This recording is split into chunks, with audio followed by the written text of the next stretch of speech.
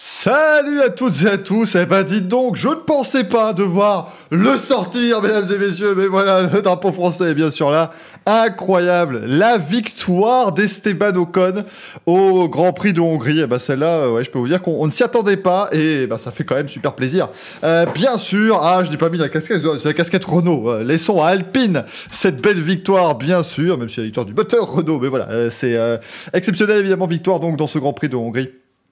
D'Esteban Ocon devant Sébastien Vettel et Lewis Hamilton qui revient de loin. Si, rassurez-vous, la casquette de la mauvaise foi n'est jamais loin, vous le savez évidemment, mais elle sera là pour mettre en lumière le Grand Prix du pilote du jour, le Driver of the Day, qui termine 5ème, Fernando Alonso. Mais comme d'habitude, si vous ne connaissez pas les débriefings, eh bien rassurez-vous, on va simplement vous raconter la course des 20 pilotes engagés aujourd'hui. Alors, 20 pilotes engagés aujourd'hui. Il y en a beaucoup qui n'ont pas fait grand-chose, en tout cas sur ce Grand Prix. La faute notamment à un certain Finlandais. Mais on va un petit peu vous dire tout ce qui s'est passé globalement. Bien sûr, on va aussi en profiter pour discuter ensemble, évidemment. Merci beaucoup pour l'abonnement Brace Developer. Ça fait plaisir, évidemment, continuez à vous abonner sur Twitch. Et tout ce genre de belles choses. Aussi, on va donc bien commencer en parlant de la victoire d'Esteban Ocon. Ça fait maintenant moins d'un an que la France n'avait plus gagné en Formule 1. Et bien voilà, c'est fait maintenant de nouveau avec donc Esteban Ocon qui s'impose. Merci Vardon pour ton abonnement Prime. Il a été superbe aujourd'hui, Esteban, faut le dire. Évidemment, beaucoup de réussite, pas dire de chance, mais de réussite évidemment sur le premier virage où il peut se faufiler à l'intérieur, prendre la bonne trajectoire et donc se retrouver très très bien classé. Il était deuxième après le crash du premier virage. Et puis, eh bien, voilà, il profite donc de cet imbroglio incroyable avec Lewis Hamilton dont on va parler, bien entendu. Un imbroglio complètement fou sur ce qui s'est passé pour ce départ. Et il s'est retrouvé en tête du Grand Prix. Et il fallait le dire quand même, on peut penser que de l'extérieur c'était relativement simple, puisque qu'est-ce qu'il a fait finalement à part faire 70 tours quasiment tout seul devant? Bah justement non, il a passé 70 tours avec un quadruple champion du monde, Sébastien Vettel sur le paletot, et franchement c'était très compliqué, il fallait gérer la pression, il fallait aussi que dans les stands Alpine performent parfaitement, et c'est totalement ce qu'ils ont fait, ça faut le dire, encore une fois bravo Alpine, parce que les arrêts au stand ont été excellents aujourd'hui pour les deux pilotes. Et voilà, Esteban Ocon a très très bien géré. On a répondu à l'arrêt de Sébastien Vettel de la bonne manière. Donc voilà, on s'attend juste après. Donc bien joué vraiment de la part d'Alpine. Alors on pose déjà plein de questions et vous avez bien raison aussi de le faire pose des questions dans le chat sur l'état de santé de Lewis Hamilton. On n'a pas d'infos. C'est vrai qu'il n'avait pas l'air effectivement dans son assiette, on va dire, en tout cas sur le podium. Mais on n'a rien pour l'instant comme information. Si on en a pendant le cours de ce débriefing, évidemment, je vous les communiquerai bien sûr. Mais c'est vrai qu'il avait l'air d'être pas en très très bonne forme, Lewis. Mais en même temps, voilà, il venait de faire 2 heures de course quand même assez intense aussi pour lui, donc on peut le comprendre aussi, mais en tout cas voilà, Esteban Ocon qui a maintenu le cap malgré la pression, malgré aussi un moment très compliqué pour lui, parce qu'il faut le dire, les quelques grands prix avant Silverstone étaient quand même très compliqués pour Esteban Ocon. 2 éliminations en Q1 en Autriche sur les 2 courses, le Grand Prix Styrie et le Grand Prix d'Autriche, vraiment c'était pas simple du tout, et il est bien revenu à Silverstone, et là il est très bien revenu évidemment ici. Déjà il s'est qualifié devant Alonso hier, et il s'est qualifié en Q3, c'est très positif bien sûr pour Esteban Ocon, et maintenant il rentre dans ce cercle très fermé des pilotes vainqueurs en Grand Prix. Voilà qui est fait. La victoire d'Esteban Ocon, victoire française donc, première fois depuis, si j'ai bien lu tous les tweets, c'est la première fois depuis 1983 qu'un pilote français s'impose sur une voiture française motorisée par un moteur français. C'était un Prost à l'époque sur Renault, et bien ici maintenant Esteban Ocon sur Alpine Renault qui s'impose. C'est très beau aussi, et on l'a beaucoup évoqué bien sûr, c'est très beau pour Jean-Pierre Josso qui nous a quittés il y a peu, et voilà, qui était l'un des artisans aussi d'Alpine, et qui avait gagné les 24 heures du Mans avec Alpine en 1978. C'est beau de voir le nom d'Alpine s'imposer comme ça en Formule 1, et voilà, je pense que tout le monde a de quoi être très content de cette victoire, bien entendu. Esteban Ocon qui devient le 111e pilote de l'histoire de la Formule 1 à remporter un Grand Prix comptant pour le championnat du monde qui, on le rappelle, a débuté évidemment en 1950, donc ça commence à faire, et on en est donc à 111 pilotes qui se sont imposés, et Esteban Ocon aujourd'hui il la mérite, parce que vraiment il a fait une super course, et c'est très très bien pour pour Esteban Ocon, bravo, parce que vraiment, très joli Grand Prix, très très belle victoire, on va en parler encore très longtemps, et je pense qu'il la mérite totalement, puis c'est bien voilà, d'avoir les deux un peu de la nouvelle génération, Pierre Gasly et Esteban Ocon, les deux Français qui montent, et qui tous les deux remportent un Grand Prix, c'est chouette aussi, ça fait plaisir de les avoir tous les deux maintenant dans ce palmarès. Voilà, au moins, peu importe ce qui va se passer maintenant dans leur carrière, ils pourront dire qu'ils auront été vainqueurs de Grand Prix, qu'ils auront écouté la Marseillaise sur un podium, et ça, c'est quand même extrêmement rare. Bien sûr, il n'y en a pas tant que ça non plus, des Français qui sont imposés en Formule 1 maintenant. Et bien voilà, Esteban Ocon est le nouveau Français vainqueur. Sébastien Vettel qui termine deuxième. Hein, c'est dommage pour Vettel, hein, on sent qu'il avait un meilleur rythme. Alors effectivement... Bonne stratégie de tenter l'undercut chez Aston Martin. Malheureusement, bah voilà, petite erreur chez Aston à l'arrêt au stand. Ça lui fait perdre quelques dixièmes de seconde qui sont très importants parce Ocon ressort juste devant lui après son arrêt. Mais Vettel, bah voilà, le vieux briscard qui a été très bon aussi sur ce départ et qui a réussi à bien éviter évidemment tous les soucis et à naviguer bien sûr dans tout cela. Il a fait ce qu'il a pu, vraiment. Sébastien Vettel, on l'a vu, hein, il l'a dit aussi, et vraiment, il a fait ce qu'il a pu sur ce Grand Prix. Il avait eu une vraie tentative avec un dépassement de retardataire aussi, mais il a tenté et franchement, je pense que on sent quand même le quadruple champion du monde, on sent la maîtrise, on sent surtout l'expérience qui s'est dit non, je vais pas attaquer comme un taré parce que sinon voilà, ça devenait très compliqué. À part ça, il fait un Grand Prix parfait aussi. Hein. Vettel, effectivement, c'était pas... voilà. Et c'est ça, en fait, Xohan, il prend pas un super départ, il se retrouve derrière Stroll. Stroll fait le strike devant, il passe tout le monde, merci, au revoir. Et c'est vachement chouette, bien sûr. Et ça a bien marché, du coup, pour Sébastien Vettel. Mais vraiment, voilà, c'est un beau Grand Prix. Deuxième fois qu'il termine deuxième cette saison, hein, puisqu'il avait déjà fini deuxième à Bakou. Bien entendu. Et voilà, c'est vraiment... positif parce qu'on avait peur en début de saison, c'était un peu poussif pour Sébastien Vettel, hein, on l'a souvent évoqué évidemment. Est-ce qu'il va vraiment pouvoir s'adapter à est-ce qu'il peut s'adapter évidemment à cette Aston Martin? Est-ce que ça peut vraiment fonctionner pour lui? Et donc voilà, c'est assez compliqué de voir où il pouvait aller. Il pouvait aller très très bien, il peut aller sur un deuxième podium cette saison, Sébastien Vettel. Et encore une fois, c'est un peu... Alors, c'est bien pour Aston, mais en même temps c'est problématique, c'est-à-dire qu'Aston Martin, depuis le début de saison, il y a toujours un pilote qui tient la baraque pendant que l'autre est soit nulle part, soit fait des erreurs, et donc ça c'est un peu le souci, il faudrait vraiment qu'on puisse avoir tout. Après, Stroll, j'en parlerai tout à l'heure évidemment, il a aussi des circonstances atténuantes pour l'accrochage du départ. Bien entendu, c'est pas simple quand il y a quand il y a tout ce qui se passe devant. T'es en train de dire que Vettel a demandé à Stroll de lui faire le ménage, mais ne me faites pas dire ce que je n'ai pas dit, mon cher Tyrex 51, mais non, mais c'est vrai que voilà, c'est assez particulier hein, ce départ, dont on parlera tout à l'heure.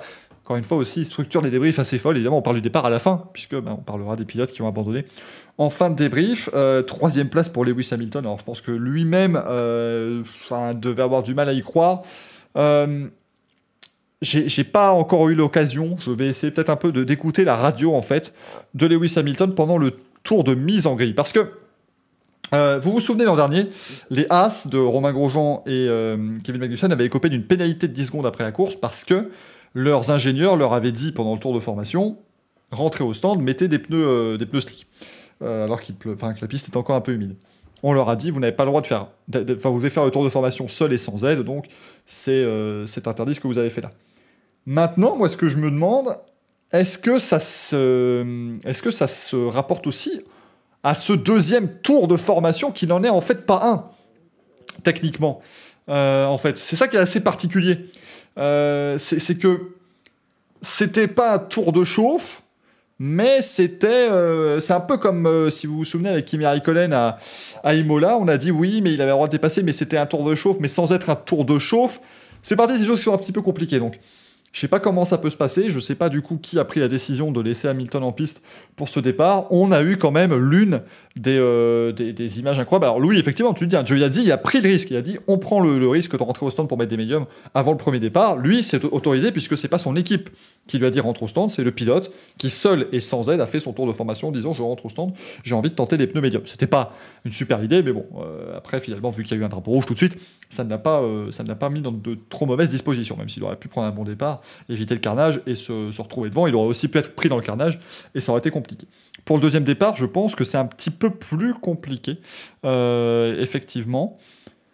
Maintenant voilà, Hamilton il se retrouve seul sur la grille, c'est une image complètement dingue. Je vous ai souvent parlé dans le Racing Café de la fameuse image de Jack Miller qui était quasiment seul sur la grille,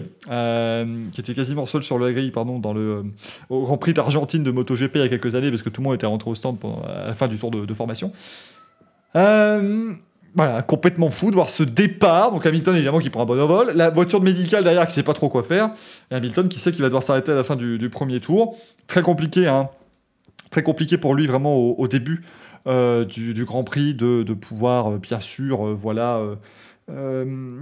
remonter. Il avait un peu de mal quand même dans le trafic, on sentait que voilà, les turbulences rendaient la chose un peu compliquée, mais il faut le dire, son dernier relais est quand même exceptionnel avec ses pneus médiums, et honnêtement il aurait pour moi très facilement pour moi il aurait gagné le Grand Prix. Je pense que vraiment, voilà, il aurait facilement gagné le Grand Prix. À un moment donné, la Mercedes est largement au-dessus du lot, donc faut pas s'en étonner.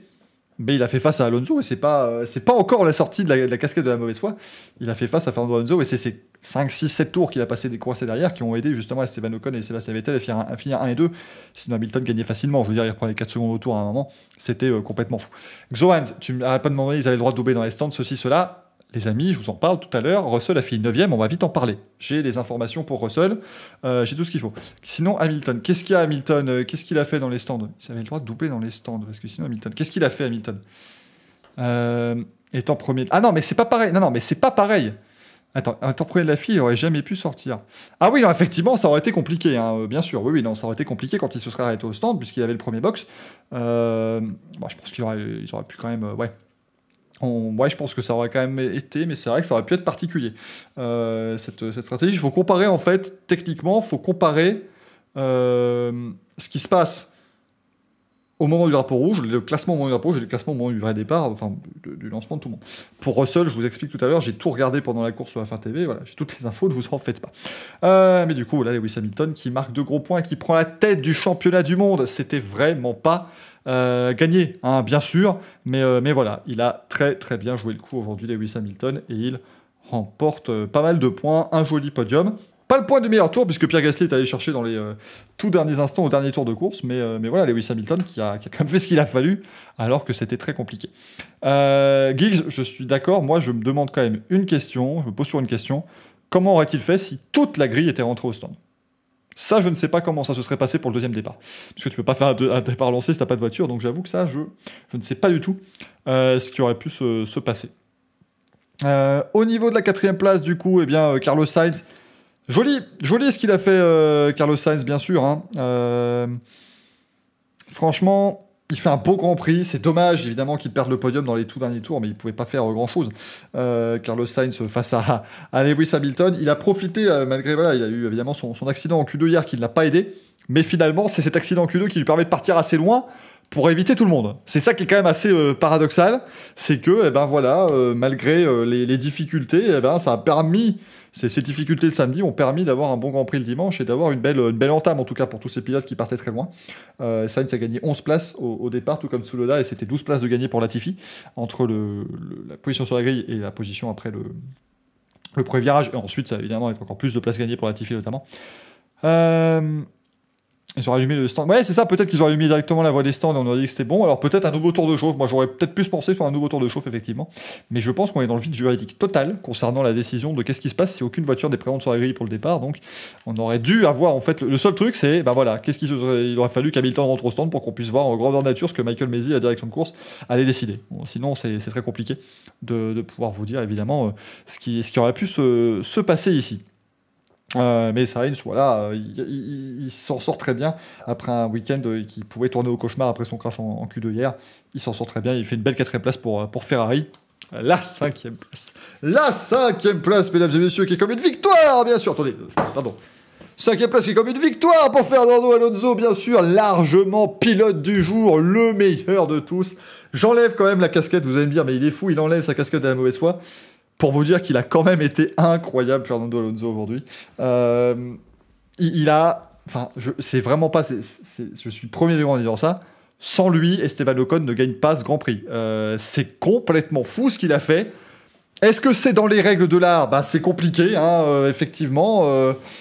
C'est difficile quand il se défend sur Hamilton, il y a quand même des petits coups de roue, il y a un contact à 200, 260 qui aurait pu quand même très mal se finir, mais franchement, il a tout donné, et tu peux pas, même si t'aimes pas le personnage, même si t'es pas le gaillard, tu peux quand même pas dire que le mec, voilà, il a pas envie, et il a pas sa place surtout, parce que certains disaient, est-ce que vraiment c'est une bonne chose d'amener un gars qui va avoir 40 ans en Formule 1, est-ce que c'est une bonne chose pour Alpine? Bah oui, c'est une très bonne chose pour Alpine, et vraiment, c'était super de voir Fernando Alonso dans cet état-là. Moi, évidemment, je n'ai plus été étanche quand il a mené le Grand Prix, ça faisait tellement longtemps, moi, j'avais plus l'habitude, mais superbe ce qu'il a fait, Fernando Alonso, une défense acharnée. C'est presque dommage, le podium était peut-être jouable avec Sainz, mais bon, de toute façon, Hamilton était beaucoup trop fort, mais il a gardé tellement de tours derrière, et ce sont ces tours-là, hein. Quand vous voyez l'écart entre Ocon et Hamilton à l'arrivée, qui est pas très élevé, d'ailleurs, je dois l'avoir ici, il y a 2 secondes 7 d'écart à l'arrivée, les 2 secondes 7, Alonso lui a largement fait perdre, hein. Ça c'est garanti, donc vraiment, très très très bon travail d'équipe chez Alpine aujourd'hui, et superbe, et ça fait, voilà, il fait partie de ces gens difficiles à dépasser, Fernando Alonso. Il a une science de la course quand même qui est assez folle, c'est normal aussi, bien sûr. Il sait parfaitement comment placer sa voiture pour éviter que Lewis Hamilton puisse le dépasser, malgré l'avantage pneumatique, l'avantage de la voiture, l'avantage stratégique aussi de Lewis Hamilton. Et donc, superbe course, ça fait très plaisir. 1 et 5 pour Alpine, c'est des gros points au championnat. C'est super important, bien sûr, pour le classement constructeur, parce qu'Alpine maintenant est bien installé en 5e place de ce classement. Donc une très très très bonne journée pour la marque française et pour l'équipe. Et vraiment bravo à toute l'équipe Alpine et bravo à Fernando Alonso pour cette superbe défense. Qui sait, peut-être, voilà, avec un peu de chance, il se retrouve devant Ocon au départ, c'est lui qui joue la victoire, mais finalement, très très beau résultat d'ensemble pour l'équipe Alpine. Et ça fait plaisir donc de revoir Fernando Alonso combattant et combatif comme cela.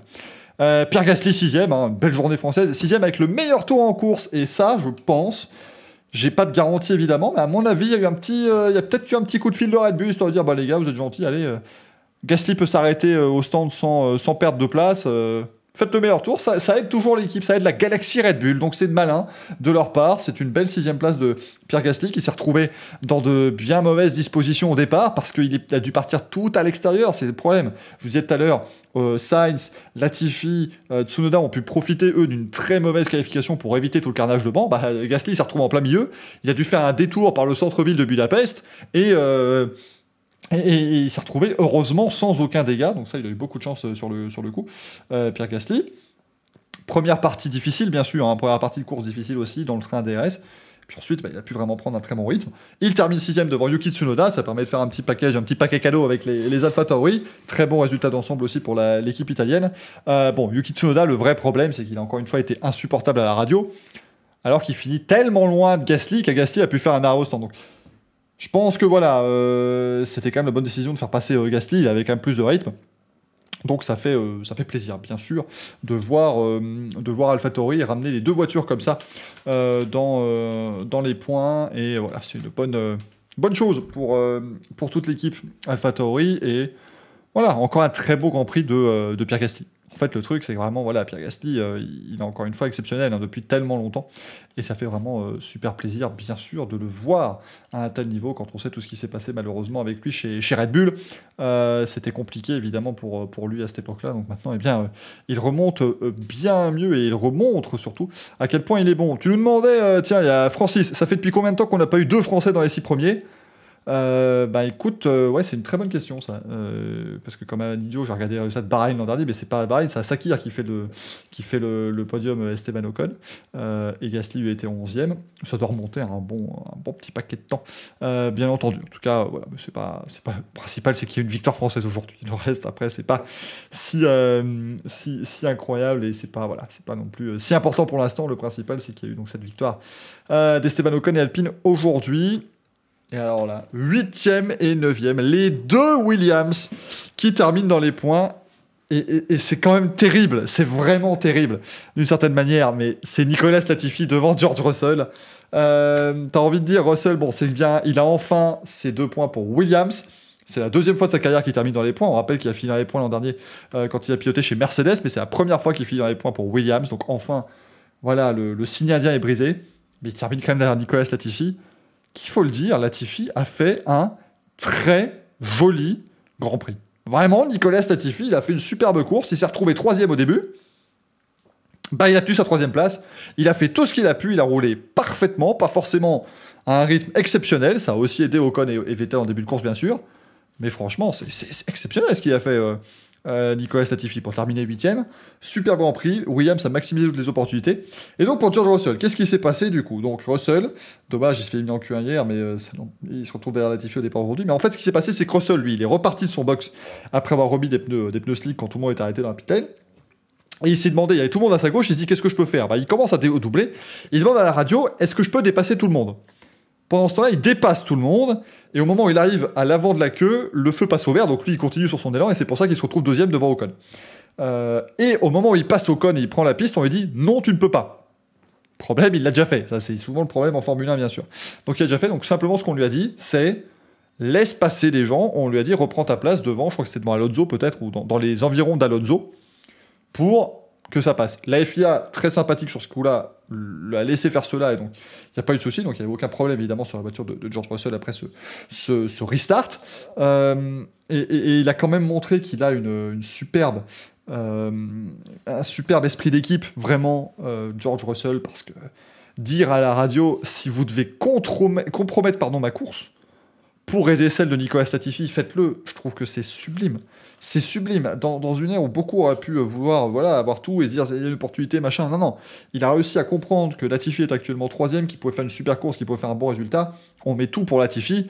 Et c'est superbe. C'est vraiment, il fait encore une fois le job parfaitement pour montrer à Mercedes que voilà, il faut l'engager pour l'an prochain. Et je pense que ce sera fait, et je l'espère en tout cas, de tout cœur. Mais en tout cas, 8 et 9, ça fait très longtemps que les deux Williams n'avaient pas terminé dans les points. Et ça fait vraiment plaisir, et c'est très très bien vraiment pour cette équipe. Et ça fait un grand plaisir effectivement. Max Verstappen 10ème, il va quand même chercher un point, alors que c'était vraiment pas facile pour lui. Lui pour le coup, on me dit qu'il va pas bien. Écoute, j'ai pas d'infos sur Lewis Hamilton. Il va au centre médical apparemment. Je pense qu'il y a peut-être un petit peu déshydraté aussi. C'est possible pour Lewis Hamilton. Mais bon, voilà, en tout cas, effectivement, ça va, peut-être un petit coup de chaud, je suis pas sûr parce qu'il faisait pas très chaud, mais voilà, peut-être qu'il est pas en très grande forme, mais bon, on va évidemment regarder cela de près. Mais du coup, Max Verstappen qui se fait défoncer au départ, c'est vraiment dommage. Et c'est pas de chance sur ce coup-là, et il faut pas. On évidemment qu'on commençait, je pense, plus sur le côté de la rigolade, et commence à dire est-ce qu'il aurait pas fait exprès Bottas, évidemment que non. Mais c'est dommage, et après, terminer quand même le Grand Prix malgré tous les dégâts, et en plus terminer 10ème, c'est quand même une belle perte de Max Verstappen, et c'est un point de moins de perdu par rapport à Hamilton. S'il ne marque pas ce point de la 10ème place, il se retrouve à 185, il y a 7 points d'écart au lieu de 6. Peut-être qu'après le dernier Grand Prix de la saison, on dira ça s'est joué à un point et ça s'est joué sur ce point. C'est possible. C'est aussi possible que ce ne soit pas du tout le cas, bien sûr, et qu'on pensera plus à Hamilton, le tournoi du championnat, Silverstone et la Hongrie, les deux courses qui vont permis de prendre la tête et de ne plus la quitter. Ça, on verra évidemment comment ça va se passer dans les prochains Grands Prix. Mais en tout cas, Max Verstappen a maximisé ce qu'il pouvait faire aujourd'hui sur ce Grand Prix.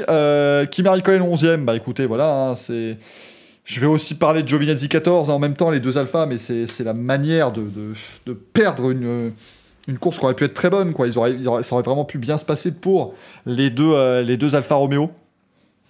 Mais malheureusement, eh bien voilà, stop and go de 10 secondes pour l'unsafe release de Räikkönen, qui est mérité, je suis désolé, il repart, et il ruine littéralement, alors pas lui, je veux dire, mais l'équipe, le faire partir, et ça ruine littéralement la course de Nikita Mazepin qui abandonne parce qu'il se percuse. Là, le stop and go est tout à fait mérité. Giovinazzi, stop and go parce qu'il allait trop vite dans la voie des stands, ça c'est quasiment inacceptable et c'est vraiment bête. Je ne sais pas du coup sur quel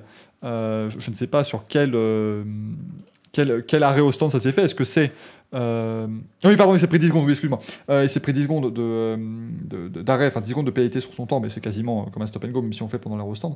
Mais je sais pas si Giovinazzi c'est au moment où il est rentré avant le départ ou si c'est lors du moment où tout le monde est revenu dans les stands avant le deuxième départ, mais c'est bête de jeter comme ça une opportunité, surtout que maintenant au championnat, et ben voilà, Alfa Romeo s'est fait dépasser par Williams avec ses bêtises. Et Alfa Romeo a 2 points, Williams en a 6, ça va être compliqué d'aller chercher 4 points sur les Grands Prix qui restent, donc Occasion manquée, très clairement, pour l'équipe Alfa Romeo Sauber, hein, et ça, c'est bien dommage. Ce jour-là, il faut maximiser, il faut pas faire d'erreur, et là, malheureusement, les pilotes en ont fait... en tout cas, le pilote Giovinazzi en a fait une, et l'équipe en a fait une avec Raikkonen sur son arrêt stand. Entre deux, on a Daniel Ricciardo 12e, ça aussi, c'est terrible hein, pour Daniel Ricciardo, qui aurait pu faire un beau Grand Prix, évidemment, ça aurait pu être son opportunité de se montrer, hein, sur une course pareille, et bien, il se fait percuter au départ par Leclerc, qui lui a été envoyé dessus par Stroll. Et du coup, ensuite, aucun rythme pour Daniel Ricciardo. Je pense qu'il a aussi eu pas mal de dégâts et ça n'a pas dû aider sa cause. Mick Schumacher, 13e, lui, il a fait tout ce qu'il a pu faire, évidemment. C'est dommage ce qui s'est passé hier en qualif, évidemment, cette élimination. Cette impossibilité, de prendre part aux qualifications suite à l'accident en EL3. Après, en course, voilà, il a gardé la voiture sur la piste. Il pouvait pas faire grand-chose de plus. Il finit 13e. C'était, voilà, je pense que Haas... À partir du moment où ça se passe comme ça, après tu prends une fléchette, tu la lances, et puis c'est ta position à l'arrivée, parce qu'il a fait tout ce qu'il a pu faire, bien entendu. Mais on en parlera à RG, des places de pénalité, tout ça, on en parle, on arrive, je vous rappelle, on fait le classement combiné, rassurez-vous, on va arriver aux pilotes qu'on a abandonné maintenant, dans ce débriefing. Mais donc voilà, vraiment, Schumacher, il n'y a pas grand-chose à dire sur son Grand Prix, il a fait tout ce qu'il a pu avec sa race. Aujourd'hui, par contre, alors, je vais pas aller jusqu'à dire que je suis d'accord avec Gunther Steiner, qui dit que ces pilotes doivent faire vraiment... doivent faire attention, tout ça. D'un côté, s'il pouvait leur donner du meilleur matériel, il le cracherait moins, évidemment. Mais c'est vrai que Mick Schumacher commence à les accumuler, les sorties, les grosses sorties qui font du mal à la mécanique. Et ça, faut faire attention quand même. Il va peut-être falloir se regrouper un petit peu pour le pilote allemand, parce qu'en rythme, il montre qu'il est au-dessus de Mazepin. Mais il va falloir quand même éviter de faire des gros accidents tout le temps, parce que c'est pas comme ça qu'on va marquer des points quand l'opportunité se présentera pour Haas. Abandon donc de Mazepin, je viens de vous en parler, effectivement, le pauvre, il fait tout ce qu'il veut et ce qu'il peut, et puis il se fait rentrer dedans par Raikkonen qui ressort des stands, ça c'est vraiment coup de malchance. Abandon pour Lando Norris, écoutez, on va faire le package, hein, Norris, Perez, Stroll, Leclerc, Bottas, comme ça merci, on va parler de tout ce qui s'est passé dans ce premier virage. Alors, je suis prêt à défendre Bottas d'une certaine manière, en fait, je suis prêt à dire oui, Valtteri Bottas fait une erreur dans des conditions très particulières.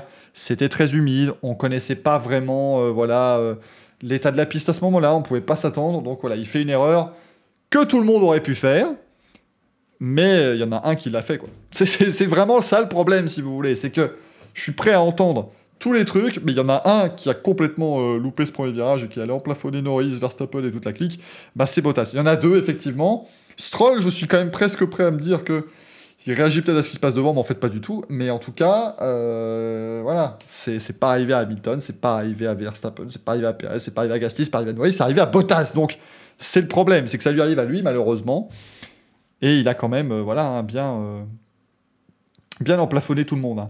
Valtteri Bottas, c'est vraiment dommage pour Lando Norris qui prend un super départ. Et c'est ce super départ qui fait qu'il se retrouve dans l'accident.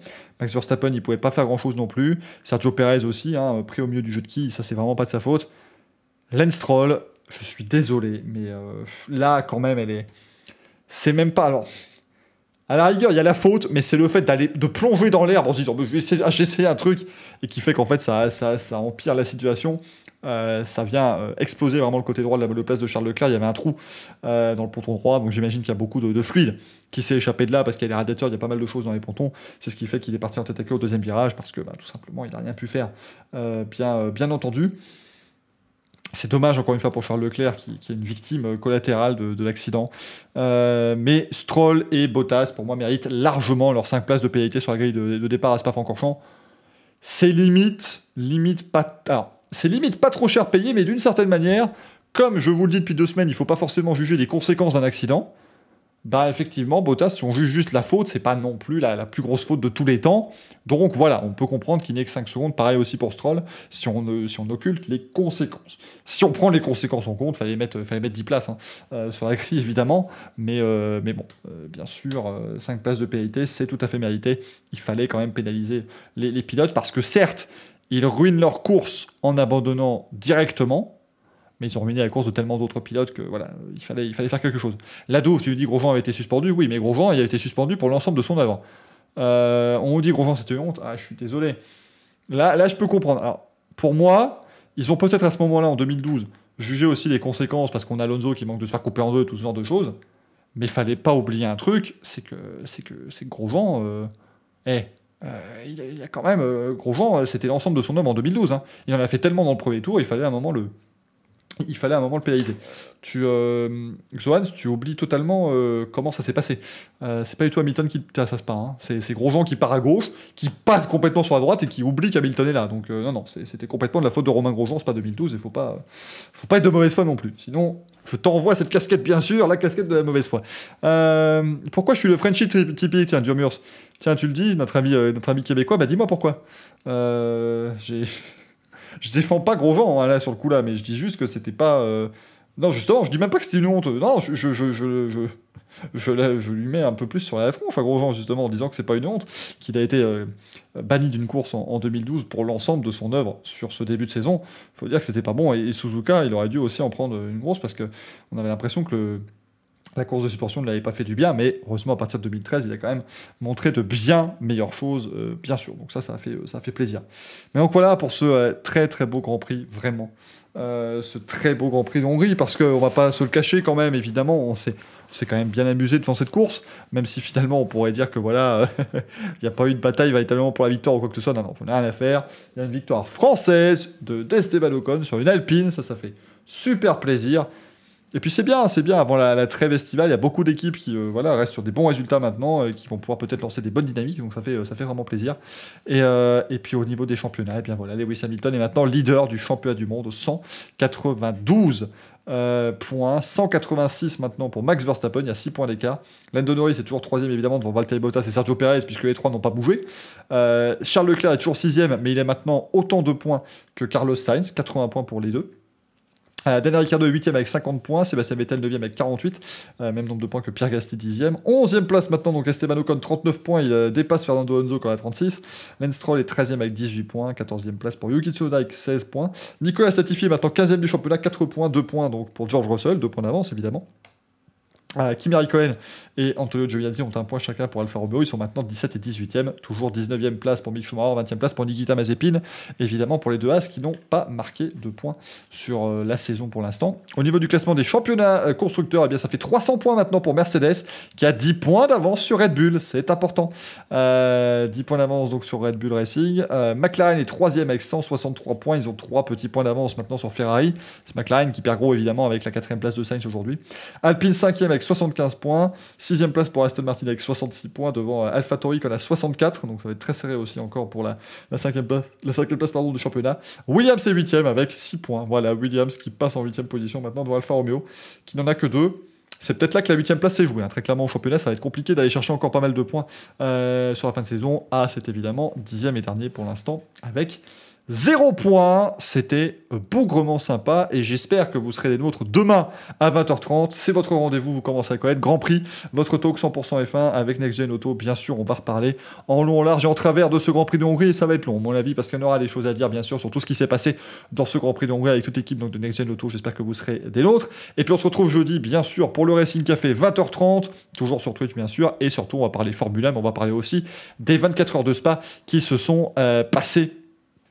Bien sûr, ce week-end et qui avaient lieu en même temps que le Grand Prix avec une victoire de Ferrari et un superbe dépassement d'Alessandro Pierguidi dans les toutes dernières minutes par l'extérieur sous la pluie battante à Blanchimont. C'était très très très joli et c'était vraiment une belle édition encore une fois des 24 heures de Spa-Francorchamps. On reviendra aussi bien sûr sur le terrible accident qui a eu lieu hier et on aura une pensée et je veux aussi terminer ce débrief là-dessus pour le commissaire de piste malheureusement qui nous a quittés après ce terrible accident aussi du côté de Brands Hatch au Royaume-Uni. On n'oublie jamais évidemment tout le travail exceptionnel que font les commissaires de piste.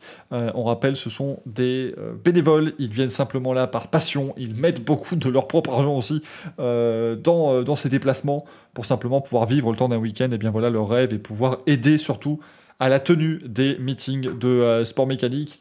On a beau dire ce qu'on veut, certes la Formule 1 pourrait peut-être avoir lieu sans commissaire parce qu'ils pourraient eux avoir les reins assez solides pour mettre en place toute une équipe de professionnels, mais je peux vous dire que tout le reste du sport automobile ça tient sur les commissaires bénévoles et donc on leur tire toujours un grand coup de chapeau quand on en a la possibilité. Malheureusement aujourd'hui c'est dans des circonstances particulièrement tragiques et on pense évidemment à toute la famille de l'infortuné commissaire de Brands Hatch et aussi à toute la famille étendue des commissaires de piste dans le monde entier bien sûr. Terrible ce qui s'est passé évidemment du côté du Royaume-Uni. Esteban Ocon s'impose, on va voilà, terminer sur une note positive, la victoire donc d'Esteban Ocon, Alpine devant Vettel, Lewis Hamilton. Merci beaucoup d'avoir suivi ce débriefing, n'hésitez pas évidemment à vous abonner à la page, à la chaîne YouTube évidemment le Paddock, à la page Twitch si vous le voulez également. On se retrouve demain à 20h30 pour Grand Prix sur Twitch et sur Next Gen Auto. Merci beaucoup, à la prochaine, ciao ciao.